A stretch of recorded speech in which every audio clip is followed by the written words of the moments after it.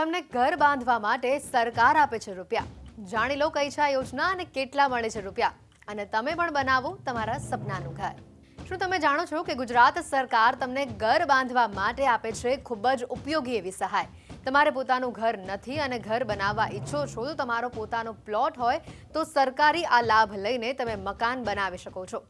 આ પીએમ આવાસ યોજનાથી એક અલગ યોજના છે। પીએમ આવાસ યોજનામાં સરકાર તૈયાર ઘરને ડ્રો કરી જરૂરિયાતમંદોને આપે છે। અહીં આ સરકાર તમને સહાય કરે છે, પરંતુ એ બાબતે તમારે કેટલાક નિયમોનું પાલન કરવાનું હોય છે। જો તમે પણ આર્થિક રીતે પછાત હોવ તો આ સરકારી યોજનાનો લાભ લઈ શકો છો। ઘર એ દરેકનું સપનું હોય છે, પરંતુ તેને પૂર્ણ કરવું એ અઘરું છે। અમે અહીંયા પીએમ આવાસ યોજનાની વાત નથી કરી રહ્યા, પરંતુ આ સરકારી યોજનામાં સરકાર તમને ઘર બાંધવા માટે રૂપિયા આપે છે અને આ યોજનાનું નામ છે પંડિત દીનદયાલ ઉપાધ્યાય આવાસ યોજના। આ યોજના અંતર્ગત ગુજરાત સરકાર 1,20,000 રૂપિયાની આર્થિક મદદ કરે છે અને જેના માટે તમારે તમારા ઘરનું બાંધકામ 2 વર્ષમાં પૂર્ણ કરવું ફરજિયાત રહે છે। આ યોજના મેળવવા માટે તમારી પાસે કેટલાક મહત્વના પુરાવા હોવા પણ જરૂરી છે, જેમ કે અરજદારની જાતિ, પેટા જાતિનો દાખલો, જેમાં આર્થિક પછાત વર્ગના અરજદારે પોતાનો જાતિનો દાખલો જોડવાની જરૂર નથી। અરજદારનું સ્કૂલ લિવિંગ સર્ટિફિકેટ, આવકનો દાખલો, અરજદારનો રહેઠાણનો પુરાવો, આવાસ યોજના હેઠળ અલોટમેન્ટ લેટરની પ્રમાણિત નકલ, જમીન માલિકીનો આધાર, મકાન બાંધકામ કરવાની રજા ચિઠ્ઠી, અરજદારને મકાન સહાય મંજૂર કરવા માટેનું પ્રમાણપત્ર, બીપીએલનો દાખલો, કેન્સલ ચેક અને અરજદારના ફોટોસ। આ પુરાવા હેઠળ તમે પ્રક્રિયા સરળતાથી કરી શકો છો। આ યોજનાનો લાભ મેળવવા માટે તમે ઓફલાઈન અને ઓનલાઈન અરજી પણ કરી શકો છો।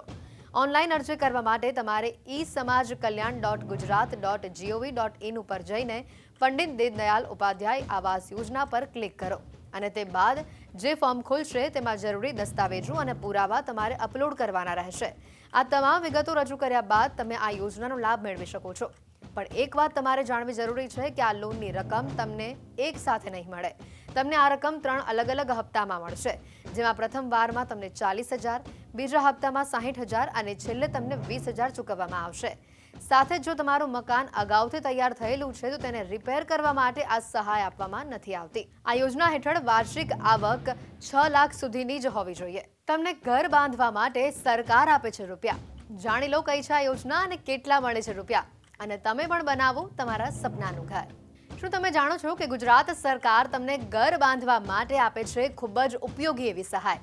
તમારે પોતાનું ઘર નથી અને ઘર બનાવવા ઈચ્છો છો તો તમારો પોતાનો પ્લોટ હોય તો સરકારી આ લાભ લઈને તમે મકાન બનાવી શકો છો। આ પીએમ આવાસ યોજનાથી એક અલગ યોજના છે। પીએમ આવાસ યોજનામાં સરકાર તૈયાર ઘરને ડ્રો કરી જરૂરિયાતમંદોને આપે છે। અહીં આ સરકાર તમને સહાય કરે છે, પરંતુ એ બાબતે તમારે કેટલાક નિયમોનું પાલન કરવાનું હોય છે।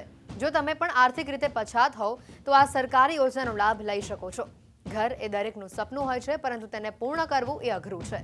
અમે અહીંયા પીએમ આવાસ યોજનાની વાત નથી કરી રહ્યા, પરંતુ આ સરકારી યોજનામાં સરકાર તમને ઘર બાંધવા માટે રૂપિયા આપે છે અને આ યોજનાનું નામ છે પંડિત દીનદયાલ ઉપાધ્યાય આવાસ યોજના।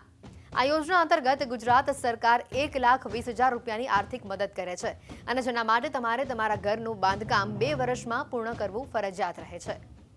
આ યોજના મેળવવા માટે તમારી પાસે કેટલાક મહત્વના પુરાવા હોવા પણ જરૂરી છે, જેમ કે અરજદારની જાતિ, પેટા જાતિનો દાખલો, જેમાં આર્થિક પછાત વર્ગના અરજદારે પોતાનો જાતિનો દાખલો જોડવાની જરૂર નથી।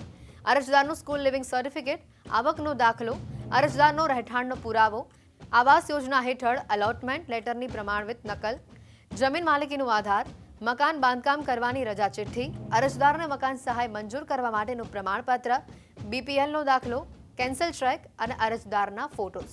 આ પુરાવા હેઠળ તમે પ્રક્રિયા સરળતાથી કરી શકો છો। આ યોજનાનો લાભ મેળવવા માટે તમે ઓફલાઈન અને ઓનલાઈન અરજી પણ કરી શકો છો। ઓનલાઈન અરજી કરવા માટે તમારે esamajkalyan.gujarat.gov.in ઉપર જઈને પંડિત દીનદયાલ ઉપાધ્યાય આવાસ યોજના પર ક્લિક કરો અને તે બાદ જે ફોર્મ ખુલશે તેમાં જરૂરી દસ્તાવેજો અને પુરાવા તમારે અપલોડ કરવાના રહેશે। આ તમામ વિગતો રજૂ કર્યા બાદ તમે આ યોજનાનો લાભ મેળવી શકો છો। પણ એક વાત તમારે જાણવી જરૂરી છે કે આ લોનની રકમ તમને એક સાથે નહીં મળે। તમને આ રકમ 3 અલગ અલગ હપ્તામાં મળશે, જેમાં પ્રથમ વારમાં તમને 40,000, બીજા હપ્તામાં 60,000 અને છેલ્લે તમને 20,000 ચૂકવવામાં આવશે। સાથે જ જો તમારું મકાન અગાઉથી તૈયાર થયેલું છે તો તેને રિપેર કરવા માટે આ સહાય આપવામાં નથી આવતી। આ યોજના હેઠળ વાર્ષિક આવક 6 લાખ સુધીની જ હોવી જોઈએ।